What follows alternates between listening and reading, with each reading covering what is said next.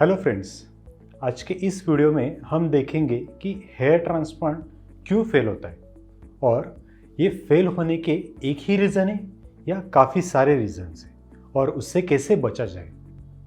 मैं doctor Neeraj Bhavan, board certified plastic surgeon, Nirmiti cosmetic surgery centre, Sangli and Kolhapur. तो friends, मेरे पास consultation के लिए काफ़ी सारे पेशेंट्स आते हैं कि जिन्होंने हेयर ट्रांसप्लांट बाहर से करवाया रहता है, किसी क्लिनिक में करवाया रहता है कि जहाँ पे डॉक्टर्स अवेलेबल नहीं है या कुछ इश्यूज़ है और उनकी हेयर लाइन नेचुरल नहीं दिखती, डेंसिटी अच्छी नहीं होती। तो इस वीडियो में मैं आपसे ये हेयर ट्रांसप्लांट फेलियर के रीजंस क्या है और उसके लिए क्या क्या किया जा सकता है, उसके लिए हम डिस्कशन करेंगे। तो पहले हेयर ट्रांसप्लांट फेलियर को हम दो कैटेगरी में डिवाइड करेंगे। तो एक शॉर्ट टर्म फेलियर और एक लॉन्ग टर्म। शॉर्ट टर्म यानी 1 साल से पहले वाला, लॉन्ग टर्म यानी 1 साल से ज़्यादा ड्यूरेशन के बाद वाला।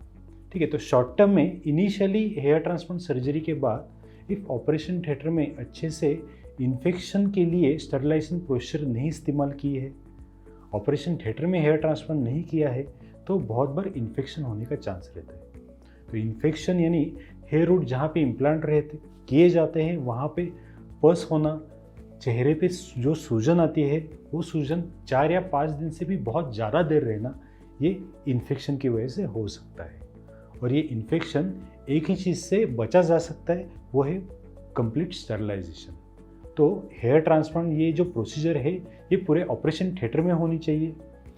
तो हेयर ट्रांसप्लांट के वक्त इन्फेक्शन ना हो, इसका ख्याल अच्छे से रखना चाहिए। तो ये इन्फेक्शन ना हो या होने के बाद भी हम उसको कंट्रोल कर सकते हैं।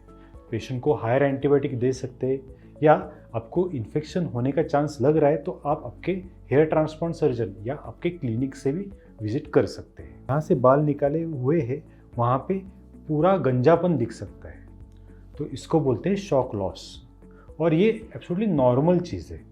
तो शॉक लॉस क्यों होता है? जब हम ग्राफ्ट निकालते हैं तो कभी कभी सराउंडिंग जो फॉलिकल्स रहते हैं उसको भी थोड़ा सा ट्रोमा पहुंच सकता है और ये ट्रोमा की वजह से वो जो फॉलिकल्स है वो टीलोजन फेज में चले जाते हैं, यानी शेडिंग फेज में चले जाते हैं। तो ये शेडिंग फेज में चले जाते हैं, वो ग्राफ्ट वहाँ से हेयर फॉलिकल वहाँ पे रहता है पर हेयर शाफ्ट निकल जाता है।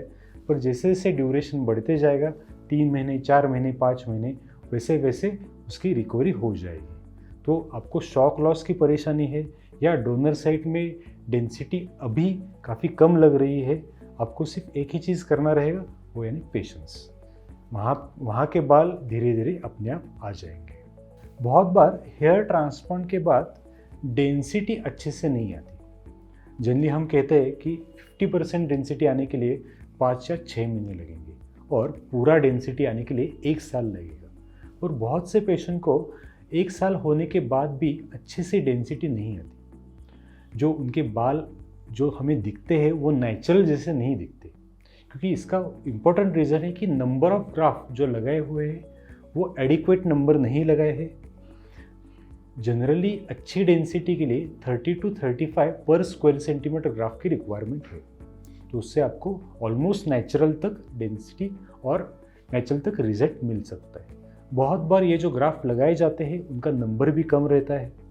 सेकेंड चीज़, जब ग्राफ्ट लगाए जाते हैं तब ग्राफ्ट का हैंडलिंग अच्छे से नहीं होता। लगाते वक्त रूट्स को पकड़ा जाता है, रूट्स को स्क्वीज़ किया जाता है और स्क्वीज़ करके अंदर स्किन के अंदर डाला जाता है। तो इसकी वजह से बहुत बार वहाँ के जो ग्राफ्ट्स रहते हैं वो पूरे ख़राब हो जाते हैं और उनका 1 साल के बाद भी रिकवर होना मुश्किल हो जाता है। तो इसके लिए हम हमारे क्लिनिक में जो इम्प्लांटेशन के वक्त टोटली नो टच टेक्निक का इस्तेमाल करते हैं, जिसमें ग्राफ्ट हार्वेस्ट और इम्प्लांटेशन पूरे वक्त में हम रूट को एब्सोल्युटली टच नहीं करते। तो ये मेथड की वजह से हमें 90 to 95% ग्राफ्ट सर्वाइवल मिला है।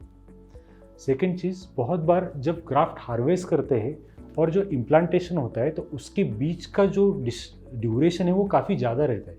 कुछ क्लिनिक में सुबह के टाइम में ग्राफ्ट हार्वेस्ट करते हैं और पूरा खाना वगैरह खाने के बाद इम्प्लांटेशन चालू करते हैं। तो यानी जो ग्राफ्ट सुबह 9 बजे 10 बजे बॉडी के बाहर आया है वो दोपहर 3 या 4 बजे फिर से अंदर जाता है।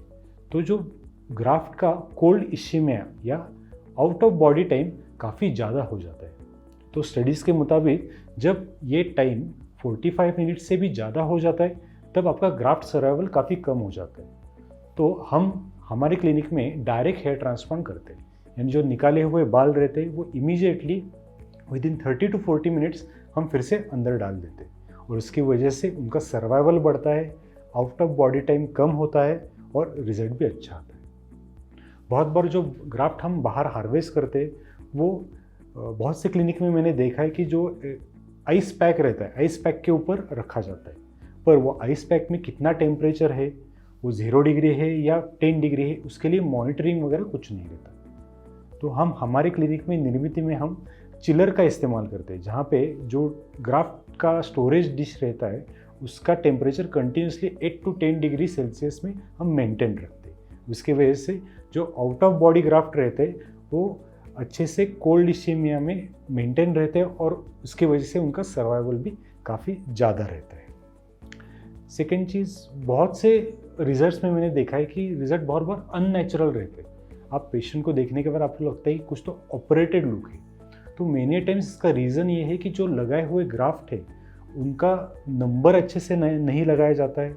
बहुत बार 2 फॉलिकल वाले या 3 फॉलिकल वाले हेयर लाइन में डाले जाते और सिंगल फॉलिकल वाले पीछे लगाए जाते। Generally as a human being हम बहुत से लोगों को देखते जो नेचुरली हम हेयर लाइन हमारे दिमाग में, हमारी नज़र में बैठ चुकी है कि नेचुरल हेयर लाइन क्या है। जब हम नेचुरल हेयर लाइन छोड़ के दूसरा कौन सा भी हेयर लाइन देखेंगे हमको जल्दी से पता चलता है।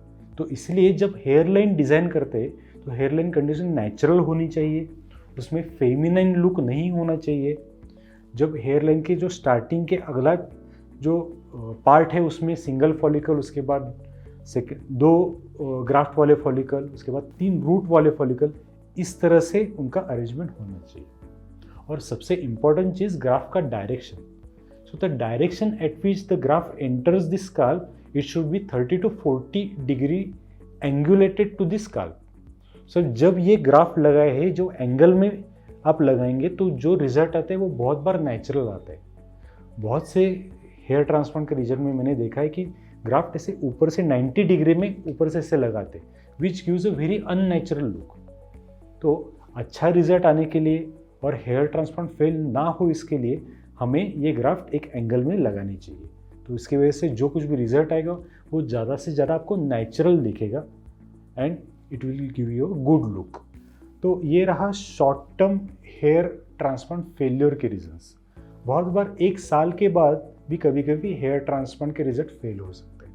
तो इसके लिए इम्पोर्टेंट चीज़ ये रहती है कि हेयर ट्रांसप्लांट किए हुए बाल जब तक आपके पीछे के बाल है, यानी डोनर साइड के बाल है, तब तक रहते हैं। पर जो पुराने बाल है जहाँ पे हमने हेयर ट्रांसप्लांट नहीं किया वो फ्यूचर में जाने के चांस रहते हैं। तो आपके डॉक्टर्स, आपके हेयर ट्रांसप्लांट सर्जन आपको ज़रूर बताएंगे कि उसको बाल्डनेस ने रोकने के लिए आपको क्या क्या करना पड़ेगा। तो if you are suffering from hair loss 1 साल के बाद भी, तो आप आपके डॉक्टर को ज़रूर कांटेक्ट कीजिए। और if you are suffering from all this problems, मैंने जो बताया ऊपर के, जो इमीडिएटली जो प्रॉब्लम्स होते हैं उससे आप सफ़र कर रहे हैं, तो आप आपके डॉक्टर को कांटेक्ट कर सकते हैं या आप हमें कांटेक्ट कर सकते हैं। You can visit our website. और आपको और कुछ परेशानी रहेगी और कुछ क्वेश्चंस रहेंगे तो कमेंट बॉक्स में भी पोस्ट कर सकते हैं। Thank you.